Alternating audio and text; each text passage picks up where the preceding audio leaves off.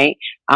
Whether it's an adult or a child, but the child, they get so excited to learn something new, and you can really like see their expression on their face. And yeah, so I think that's what excites me. But also, when it comes to specifically personal finance, I think it's just life changing, right? So, what's really important for me is just educating kids at such a young age, because it can really change the trajectory of their life once they have certain habits and it becomes part of their lifestyle.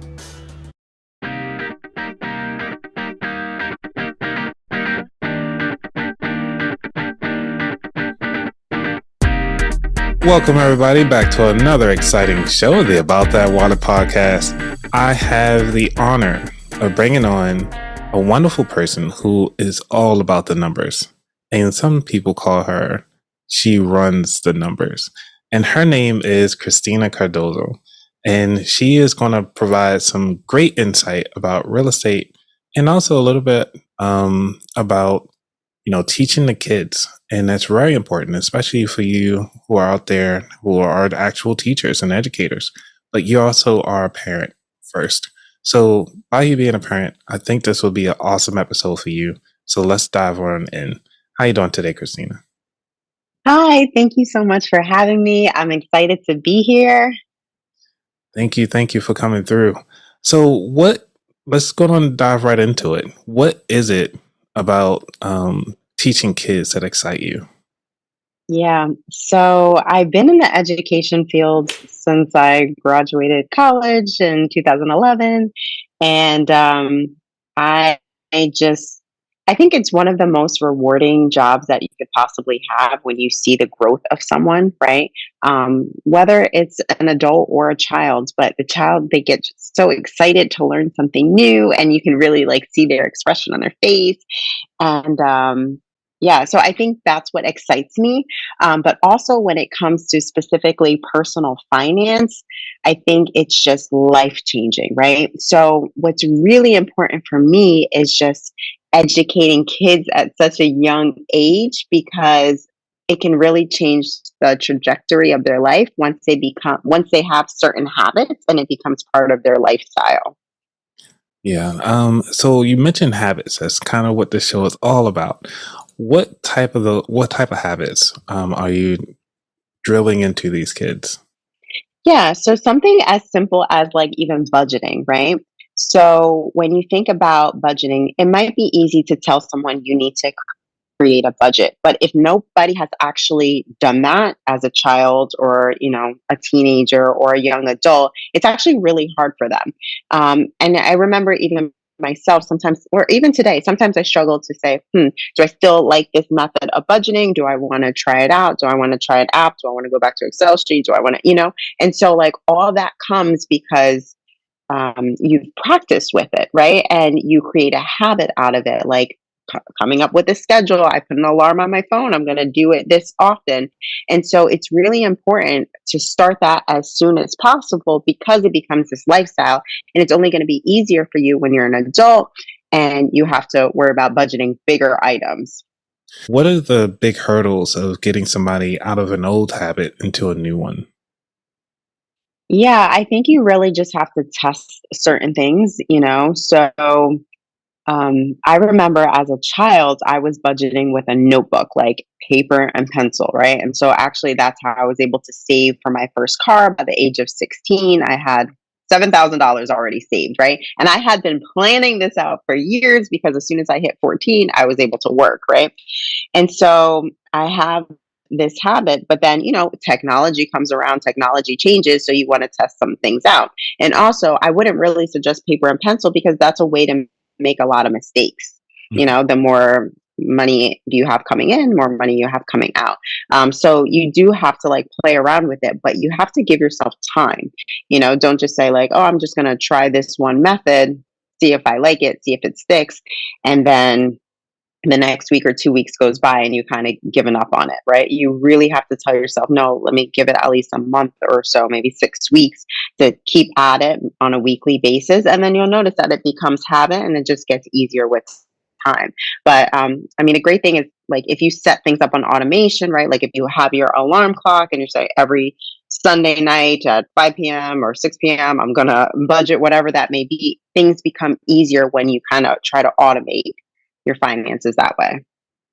So, like, who got you started? Who planted that seed that say, like, you need a budget? So my mom, and I give her so much props of who I am today. And that's actually a big reason why I do educate my kids because I noticed that it has been just part of my lifestyle since I was a kid. And it just has made it so much easier. And then I remember being like 18 or 19 years old and me talking to some friends and asking them, like, oh, you don't budget? And they're looking at me like I'm the crazy one. And I'm looking at them like, you really don't budget? Because it was just part of my lifestyle. But it's because my mom had kind of created this habit since I was younger where I would have an allowance, I would have three different envelopes, one for spending, one for saving, one for giving, right? And so I got used to that and it just kind of set me up for my future. And so I'm, proof that when you start at such a young age, it just becomes so easy to transition into adulthood. And I didn't struggle financially in terms of like saving and budgeting because of that. See, now you're getting into the debate that I always have. And I like to ask this question, which is it best to teach the parents or is it best to teach the child about finances? Yeah, so I'm actually really big on teaching them both at the same time. And I think parents have to be vulnerable enough to be able to learn with their kids. And I know it's not always easy because I offer a course, it's called a Parent and Me course. And some parents have come to me and they said, "Yeah, but I don't feel comfortable taking this course if I'm learning for the first time with my child. I'd rather learn by myself and then go teach the kid." And I'm like, "No, like it's okay for you to learn with your kid, right? It's okay for you to show them your vulnerability and to show that you're also always learning too, because that's a trait that you want your child to have." Yeah, because I'm not sure if you know, but we did talk about it offline. But I was also an educator as well, and one of the things that I've noticed that kids are like empathetic from the beginning. Like they don't know who you are, but they're willing to assist and help. And I think that's one of the things that people don't allow their children to actually express themselves. And having that vulnerability is really key, I think, in the family dynamic. I agree. I think showing them that you're always learning, explaining what your mistakes are. I mean, if you think about like how many less mistakes we would have done if we knew all of our parents' mistakes, right? Or our aunts and uncles' mistakes, right? Then I wouldn't have done the same thing because you had already told me about it. But so many times, us as adults, we might be ashamed of the money mistakes that we made. And so we don't share it with other people. And then, really you're hurting those other people, especially when it comes to your kids.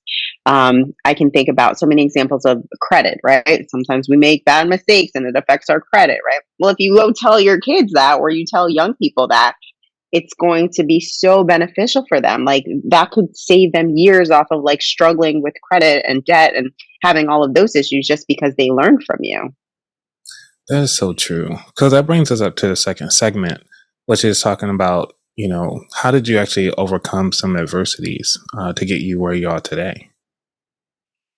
Yeah. So I would say because I'm a teacher, it's always, and because I live in New Jersey, it's always been, as much as I say, like I budget and so forth, but sometimes depending on where you are, you might have to do like added things, right?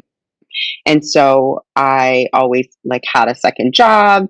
Um, and I enjoyed what I was doing on the side, like if it was tutoring, and that's common for teachers too, right?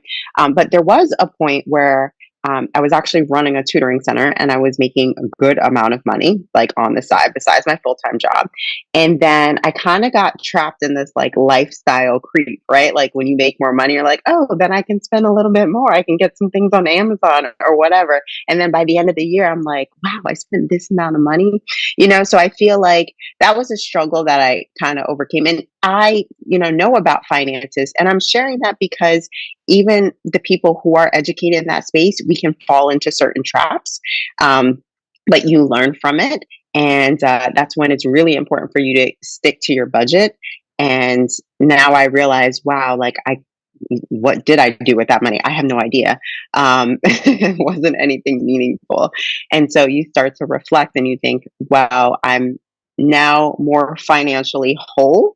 And so I know like what to do and I think about my future goals. And so I'm not going to fall down that trap because I have more of a plan. So I think it's easier when you have a plan, like in the next 5 years, where do you see your life? In the next year, where do you see your life? And then you kind of work backwards to make sure like you're on track for that.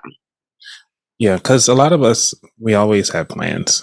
And how do we actually kind of keep ourselves on track to kind of separate ourselves from the rest? Do you have any suggestions or? Yeah. So I think about me specifically, I think about having a goal. So I'm also a real estate investor and I do want to leave the education field in terms of like going to school. I still, education is a passion of mine. It's in my heart. And so I still want to educate people, but I don't necessarily want to be in the school system anymore or not too much longer. So I think about, wow, I can really see the power of real estate. What's my goal? Like how much do I need to get in terms of cash flow in order for me to leave my job, right? And then I also need to make sure I have enough reserves in that business for me to leave my job. So once I set that goal, once I figure out what that amount is and I think about how many properties I need to have and then I have a goal, then you're on track. There's great templates, to say like if in 12 months I want to do this, then what am I doing every quarter to get to that point? So I'm really big on goal setting in that way, and that helps me keep accountability. Also, joining certain groups, having certain friends in this industry, those are all helpful as well. Yeah, because the real estate realm, like everybody all of a sudden is a realtor or investor. And it's interesting that you're actually taking this route because I've noticed that a lot of educators do wind up taking the real estate route because it's almost like teaching. You still got to set your plan, you still got to figure out who's going to be here. In the education piece is you as a front runner learning everything. So, what do you remember your first property? Yeah. So my first property we bought about 11 years ago and we house hacked. So that's always something that I encourage any friends if they're like, what should I do to get started? House hack. It's my number one suggestion. And I mean, at that point, 11 years ago, it was a lot easier to find certain deals. I won't, they're still out there, but it's harder to find, maybe not as much cash flow. But I mean, we pretty much live mortgage free by house hacking. And that was able to kind of set us up and also give me the awareness of how real estate actually works. And not too long after that, I had my first son and I was able to stay home with him for 2 years. So I got that taste of freedom, that independence, right? We talk about financial independence a little bit. And so I kind of had um, just a slice of that because I was able to enjoy life with my son for 2 years and before I went back into the school system. Now, that is cool. So, for those of you who are not familiar with house hacking, there are multiple ways to go about it. And can you explain a little bit about house hacking and what methods of house hacking did you use? Yeah, so house hacking is essentially when your house can generate some income, right? And so what we did, and you can get a single family, you can get a duplex, you can get, even a larger property, a fourplex, and essentially you're living in one part and you're renting out the other side to generate some type of income. Now, us specifically, we had bought a single family home with a walkout basement. So the walkout basement, we actually had redone it. So it was already set up to rent out, but it was set up to rent out like by the room. So it had four separate rooms. At the time, we didn't want to rent to four different people. So we just rather rent to a couple or, young family, small family. And so we actually knocked out one of the bedrooms and created a living room because it didn't even have a living room. So we gutted everything. We created this really nice 3 bedroom apartment downstairs. It had a kitchen, had a bathroom. We did all of that. And actually, like, we had so much interest in it. I felt like a realtor at the time. Like I just had like a long line of people waiting to see the place. It was amazing. And yeah, that was able to take care of our mortgage. But there are other ways if you want to rent out a space. And even if you don't want to rent out inside, there's like apps for you to like rent out your garage or your driveway, so you can still make money from your house, even though you don't want to have somebody come stay inside your house to generate income. That is awesome. I do like that method of actually taking advantage of the extra space that you're not going to use. So, um, Yeah. because I recently got myself a duplex, and so right now nobody's in either part. So all the mortgage is all on me. But so my struggle right now is trying to figure out how to get the conversation started to kind of put it up for the market and start getting people to just come by and say like, oh yeah, I would like to actually live here. How was that process? Yeah. So at that time, we still used Facebook, and that's a great lead to be able to market for free. Also, you can list on Zillow for rent.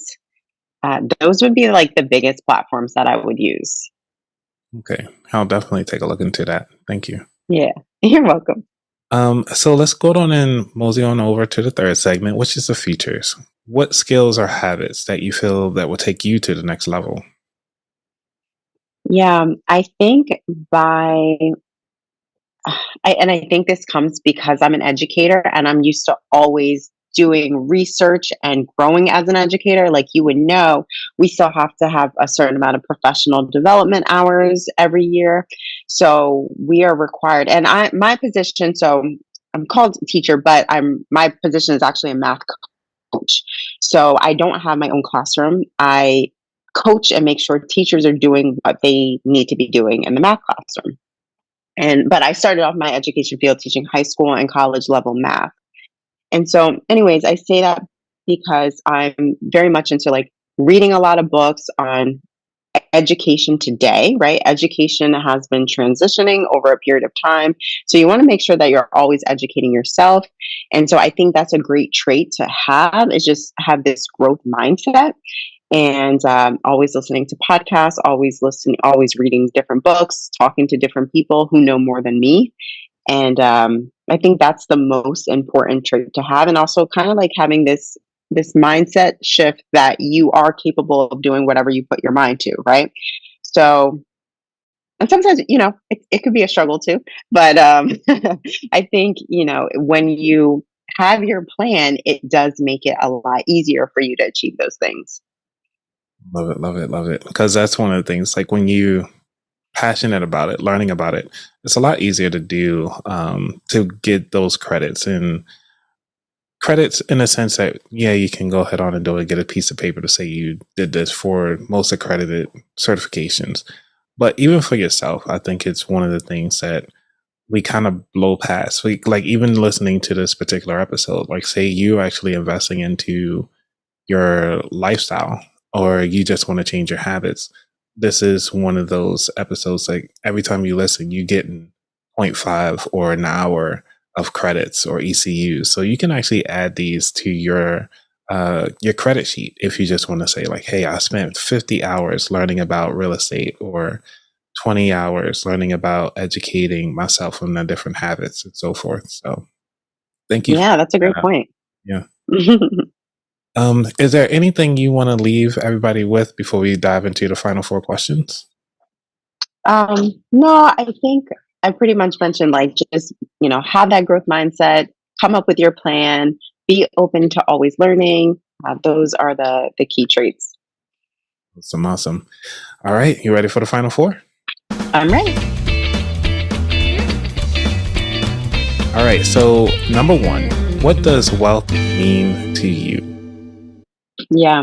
So I think a lot of times people get confused thinking that wealth is maybe having a lot of money, right? But I also think about really just being happy in your space, like happy with what you're doing. So it doesn't mean like you're able to retire early. That could be part of your wealth, but it could also just be like content in what you're doing. So being happy to go to a job that you want to go at, like having some type of purpose behind it. And then also having yourself set up, right? Being financially literate is also part of being wealthy. And just having this plan ahead of time that, I will be able to retire with this amount of money. I'm not going to be struggling. I think a lot of when it comes to like struggling financially, a lot of people get stressed with that. And so I think when you're really trying to build this wealth, it's because you're trying to get away from that. You want to be content with your life. You want to be happy. You don't want that stress, and you want to like pass it on to other people. And yeah, so I think that's it. Because you mentioned something, and this is not part of the final four, but what are you running away from? um, I guess I just want to be more in control of my future plans, right? So I have a vision in mind, like this is how I want my life to be like. And so I guess not really that I'm running away, but I'm really just running towards that. Like you think about having your dream life. What does your dream life look like? And what are the steps that you're doing to get to that point? I love it. You're the first one that actually says you're not running away from, you're running towards. That is amazing. Yeah. I like that. Number 2, what was your worst money mistake? Yeah, so I mentioned that earlier. I think it was falling into that lifestyle creep. And so, and it's easy to happen when you are making more money. And then sometimes we think, like, oh, well, I'm making this amount of money. I deserve this, right? Like, I'm making good money. I spend so many hours at work. I deserve to have this time. I deserve to go on this vacation. And so, yeah, but you still have to live within your means, right? And so, and you have to have this plan and you still have to save and so forth. So I think sometimes getting stuck in that phase can be detrimental later. And that's what I felt. Number 3, what is your favorite financial or non-financial book? Rich Dad, Poor Dad, for sure. Hands down. Mic drop. I think that book actually opened up my mind a lot. Just to, I don't know, just like to just a different worlds, right? Where you're not stuck in the rat race. I wish I would have read that book even younger. And it's funny because I suggested, or I think I gave the book to my sister. So there's a big age gap between me and my brother and sister. But I gave it to her like for her 18th birthday. I'm like, you need to read this. It was life changing for me. And I read it, maybe I was 30 at the time. So if there's anyone who hasn't read it, or if you want to gift a book to a younger person in your life, Rich Dad, Poor Dad is the book that I would suggest. All right. Number 4, what is your favorite dish to make? Oh man. I would say something pasta related, even though it's not something that I often make. So I'm often making like rice and beans like on a regular basis. But I do like to like have some type of pasta dish, maybe like penne alla bacca. I don't even know if I'm saying that right, but yeah, that's my dish. We ain't gonna judge you on that. So, awesome. I would love if you have a photo of it, please share it through. Love to show the audience. So Sounds good. awesome. All right, this is the very last question of the show, which is where can we find out more about you? Yeah, so you can find me on IG. My handle is She Runs the Numbers. So I'm a math educator. That's why I kind of that just stuck with me. So I actually have a bachelor's degree in mathematics, a master's in math education. I'm like this big numbers geek. My mom's a CPA, so I blame it on her.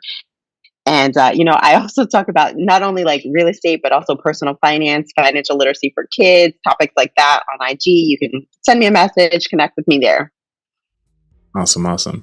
So everybody, please make sure that you take time and go ahead on and lock in this episode, because this episode is very, very filled with information and details, and also especially about the habits for you and your kids to replicate.